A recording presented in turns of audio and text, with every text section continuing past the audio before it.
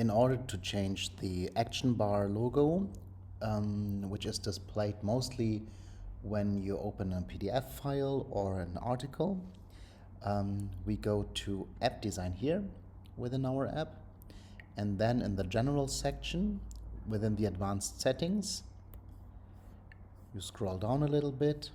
There are a few color settings, and here we go. Here's the action bar. You can then select an image.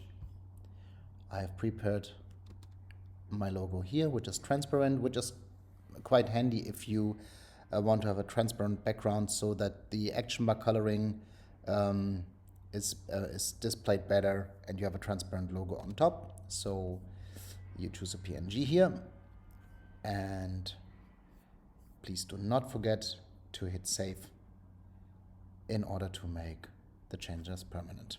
Please be aware that you need to rebuild the app again if you want this new action bar logo to be displayed. Thank you.